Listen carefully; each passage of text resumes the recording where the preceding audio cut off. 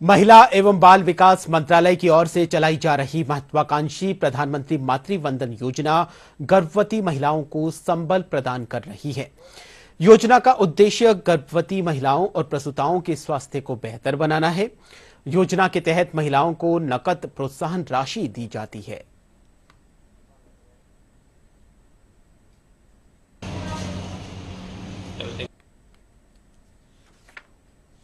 भारत सरकार द्वारा गर्भवती माताओं को और धात्री माताओं के स्वास्थ्य को ध्यान में रखते हुए प्रधानमंत्री मातृ वंदना योजना एक बहुत महत्वपूर्ण और बेहतरीन योजना चलाई जा रही है, जिसके अंतर्गत पहले 6,000 रुपये दिए जाते थे, लेकिन बजट घोषणा के बाद सरकार द्वारा इसको 6500 रुपये बढ़ाकर राशि कर दी गई है।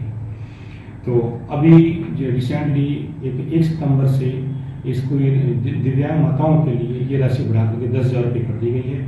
ये 3 किस्तों में अपने इसमें दी जाएगी। ये योजना केंद्र सरकार द्वारा संचालित की गई है।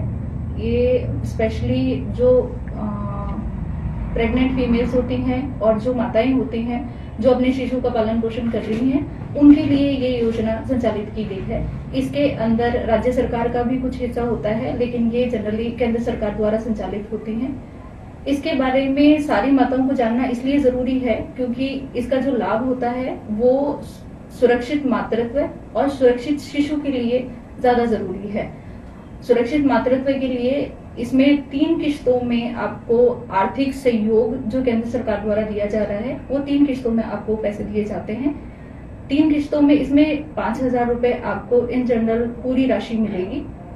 पहली किश्त जो होती है वो 1,000 रुपए की होती है, जो आपको जब भी आपकी प्रेगनेंसी कंफर्म हो जाती है उसके बाद में जो भी आपका सरकारी अस्पताल है, आप वहां पे जाके जब भी अपना पंजीकरण करवाते हैं, वहां का जो भी डॉक्टर होता है, आप उसके इस योजना के बारे में वहां पे आप खुल के बात कर सकते हैं। जब भी आपका पंजीकरण हो जाता है उसके बाद में कुछ डाटा आपसे लिए जाते हैं, जिसके बाद में 1,000 रुपए आपको आर्थिक सहयोग मिलता है शुरू के 3 महीनों में।